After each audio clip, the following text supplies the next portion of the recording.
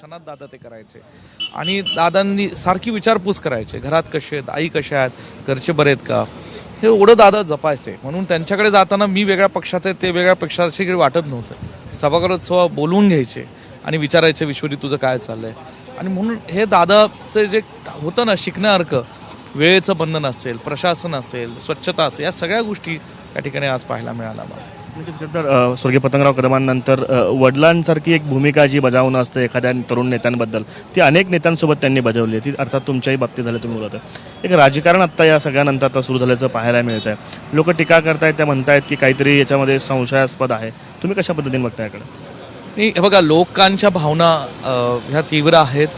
लोकांचं, बारामतीकरांचं प्रचंड प्रेम, महाराष्ट्रातल्या जनतेचं जे काय कार्यकर्ते त्यांनी जोडले त्यांचं प्रेम अजितदादांवर होतं. बारामतीतल्या लोकांचं त्या अश्रू अनावर आहेत आणि ह्या भावना आपण समजून घ्यायला हव्यात. ठीक आहे, काही घटना अत्यंत दुर्दैवी आहे. का घडलं, कशा घडलं याच्यावर जे काय आहे ते कदाचित चौकशी त्याची केली जाईल. मी त्याच्यात काही बोलणार नाही. परंतु मला असं वाटतं त्याच्यात काही नसावं. फक्त लोकांच्या भावना असतात आणि त्या भावनेतनं अनेक लोक कदाचित काही बोलत असतील. त्या भावनांचं फक्त समजून घेणं गरजेचं असतं.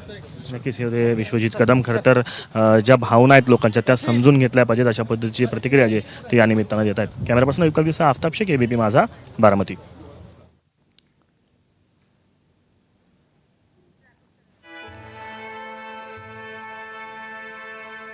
तर आपल्या पित्याला अखेरचा निरोप देतानाचे पार्थ पवार आणि जय पवार यांची दृश्य आपण पाहतोय.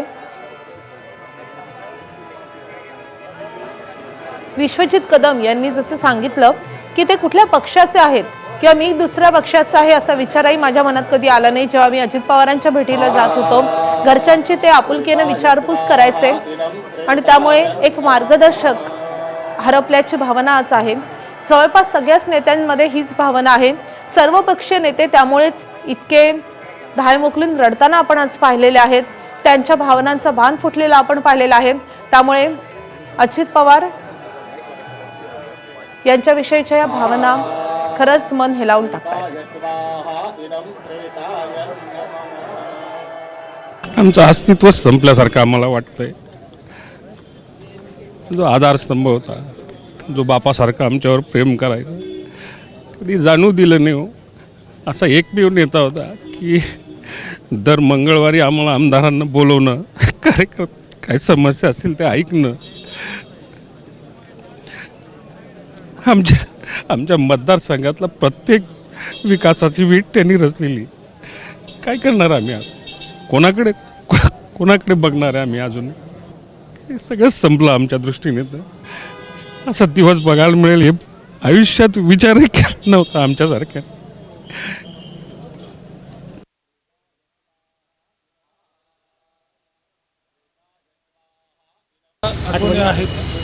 मी ज्यावेळी खासदार म्हणून निवडून आलो आणि त्यांना भेटायला गेलो, त्यावेळी आजूबाजूच्या सर्वांना त्यांनी सांगितलं एक कार्यकर्ता खासदार होऊ शकतो, त्याचं उदाहरण म्हणजे नरेश म्हस्के आहे. त्यामुळे सगळ्यांनी काम करत राहा, अशा पद्धतीचं त्यांनी जे माझं कौतुक केलं ते माझ्या दृष्टीने फार मोठं योगदान होतं माझं, किंवा फार मोठं तो प्रसंग होता. देख के बहुत बुरा लग रहा है. कल रात को भी घर पे भी ऐसा दुख का माहौल था. मुझे याद आ गया था 1 साल पहले जो मेरे साथ हुआ था पिताजी के साथ. तो बहुत दुख का माहौल है पूरे महाराष्ट्र में नहीं, पूरे देश में ही. और जब मुझे नया पार्टी में था तो मुझे याद है उन्होंने कहा था कि अभी पार्थ और जय की तरह तेरी रिस्पॉन्सिबिलिटी मेरी है.